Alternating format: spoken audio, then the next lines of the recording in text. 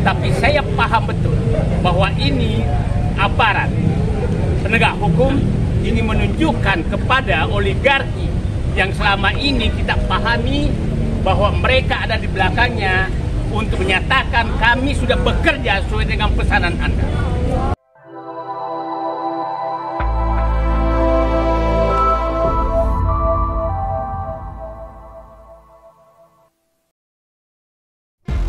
Ada yang menarik pada sidang putusan kasus Charlie Chandra di Pengadilan Negeri Tangerang, Banten pada Selasa tanggal 24 Juni tahun 2025, karena selain tiba-tiba ada 4 jaksa yang hadir di mana biasanya ada 1 jaksa, juga terjadi kegaduhan karena setelah sidang selesai, staf kejaksaan akan langsung ingin membawa Charlie ke rutan kelas 1 Tangerang di mana selama ini Charlie ditahan, dan tidak berkenan membiarkan Charlie bertemu dulu dengan keluarganya yang hadir dalam persidangan.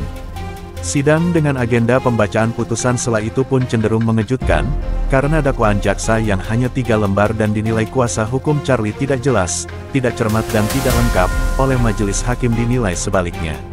Majelis hakim mengatakan, dakwaan jaksa jelas, lengkap dan cermat karena disusun sesuai ketentuan syarat formil dan material sebagaimana diatur pada pasal 143 ayat 2 KUHP. Sementara eksepsi kuasa hukum Charlie dinilai tidak beralasan dan bahkan dianggap telah memasuki pokok perkara sehingga eksepsi itu ditolak dan sidang akan dilanjutkan pada Rabu tanggal 2 Juli tahun 2025 dengan agenda pemeriksaan saksi-saksi yang dihadirkan jaksa. Penolakan majelis hakim ini dinilai mengecewakan oleh kuasa hukum Charlie, sementara Muhammad Said Didu melihat bahwa aparat penegak hukum yang menangani kasus Charlie bekerja untuk kepentingan oligarki. Dalam hal ini Aguan, bukan bekerja untuk rakyat dan untuk keadilan. Oke, terima kasih teman-teman sekalian. Kita tadi sudah mendengar apa yang sudah dikatakan oleh Mas Hakim. Udah pegangin aja. Tentu kami mungkin menyayangkan bahwa eksepsi kita atau keberatan kita ditolak oleh Mas Hakim. Padahal kami sudah mempersiapkan eksepsi semaksimal mungkin, ada kurang lebih 30 halaman, ya, bahwa kami memandang dakwaan dari jaksa penuntut umum itu tidak jelas, tidak cermat, ya, kabur dan yang lain segala macam. Tetapi itu tidak dipertimbangkan oleh majelis hakim dengan alasan bahwa eksepsi kita ini masuk kepada pokok perkara. Ya, jadi karena dianggap bahwa eksepsi kita dianggap sudah masuk kepada pokok perkara, maka tentu nanti sidang selanjutnya jaksa harus membuktikan semua dakwaannya, baik saksi-saksinya dan termasuk juga surat-surat yang terkait dengan perkaranya Charlie Chandra.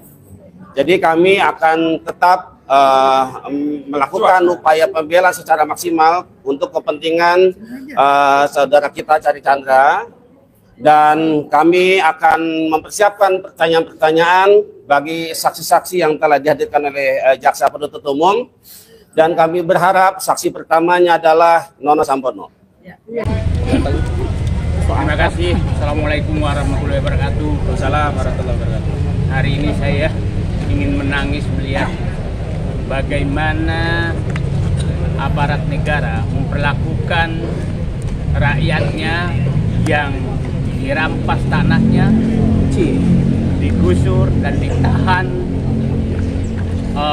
atas kasus perampasan tanah yang dilakukan oleh oligarki, Aguan dan kawan-kawan, dan diperlakukan sangat kasar. Bersalaman dengan istrinya pun tidak boleh, dan langsung diborgol seakan-akan teroris.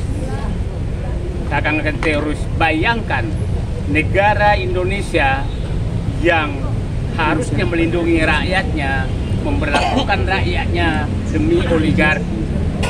Seluruh rakyat Indonesia tahu Charlie Chandra ini adalah pahlawan yang menyuarakan ratusan mungkin ribuan rakyat yang digusur oleh Pikua.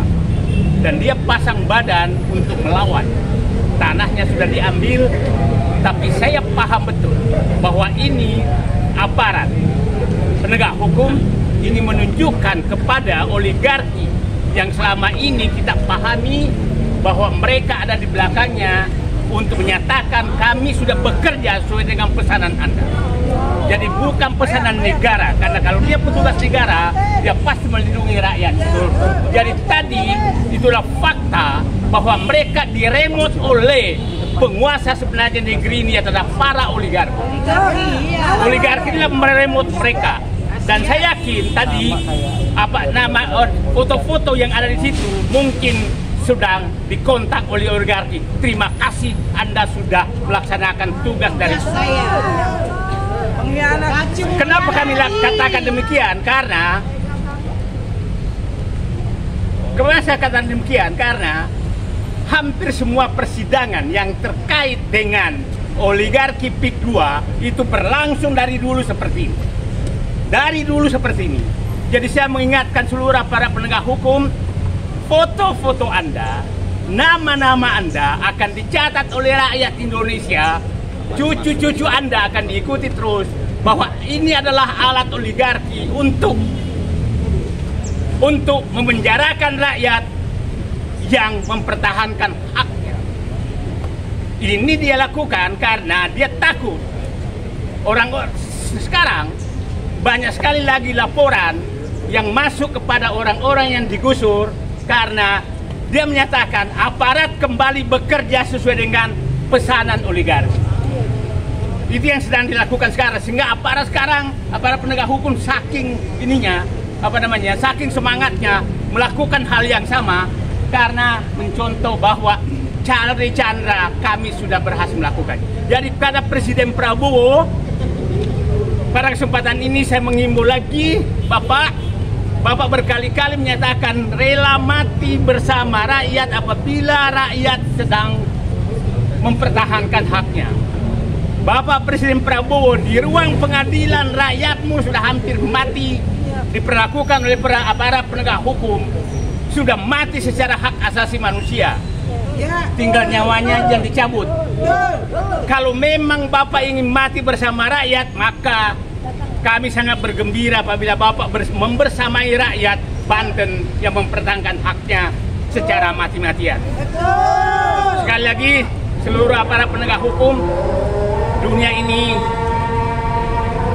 saya pikir cukup dari saya. Assalamualaikum warahmatullahi wabarakatuh. Seperti diketahui, Charlie didakwa melakukan pemalsuan dokumen sertifikat hak milik atau SHM nomor 5/Lemo atas nama ayahnya sendiri, yakni Sumita Chandra, karena dilaporkan Aulia Fahmi, kuasa hukum PT Mandiri Bangun Makmur yang saat ini telah meninggal dunia. Yang menarik, Aulia ditugaskan melaporkan Charlie oleh PT Mandiri Bangun Makmur karena ahli waris Tepit Nio mengklaim bahwa tanah seluas 8,71 hektar di Desa Lemo Kabupaten Tangerang, Banten dengan SHM nomor 5/Lemo itu merupakan tanah neneknya yang tidak pernah diperjualbelikan. Padahal, menurut Charlie dan kuasa hukumnya, ayah Charlie membeli tanah itu dari Hairil Wijaya pada tahun 1988, dan Tepit Nio bukan pemilik tanah itu, karena tanah yang dibeli ayah Charlie tersebut semula milik Paul Chandra yang dijual kepada Hairil Wijaya dan dijual lagi kepada ayah Charlie. Namun, saat penjualan dari Paul Chandra kepada Hairil Wijaya ada masalah karena tanah itu atas nama Tepit Nio yang merupakan penggarap tanah itu. Maka, agar tanah tetap dapat dijual, Paul Chandra memalsukan cap jempol Tepit Nio. Atas perbuatannya, pada tahun 1993 Pengadilan Negeri Tangerang melalui putusan nomor 569 memvonis Paul Chandra dengan hukuman 6 tahun penjara, akan tetapi akta jual beli atas tanah itu tidak dibatalkan karena pembelian dinilai sah. Ayah Charlie, Paul Chandra dan Hairil Wijaya pernah diperdatakan oleh seorang perempuan bernama Vera Juniarti Hidayat yang mengaku mendapatkan hibah atas tanah itu dari almarhum Tepit Nio. Ketiganya diperdatakan di Pengadilan Negeri Tangerang dengan objek gugatan putusan Pengadilan Negeri Tangerang nomor 569 tahun 1993 yang tidak membatalkan akta jual beli tanah itu. Gugatan itu dikabulkan Pengadilan Negeri Tangerang dan akta tersebut dinyatakan tidak sah, akan tetapi ayah Charlie banding ke Pengadilan Tinggi Bandung, dan dikabulkan, sehingga akta kembali dinyatakan sah. Vera mengajukan kasasi ke Mahkamah Agung, tapi ditolak. Vera kembali melawan dengan mengajukan peninjauan kembali, tapi lagi-lagi ditolak, sehingga dengan demikian akta jual beli, juga SHM nomor 5/Lemo atas nama ayah Charlie tetap sah dan bahkan telah inkrah. Namun, dalam dakwaan jaksa, putusan perdata ini sama sekali tidak disinggung. Pertanyaannya, Bolehkah jaksa mengabaikan putusan perdata yang berkaitan dengan perkara yang dilaporkan pengacara PT Mandiri Bangun Makmur dan kini ditanganinya itu?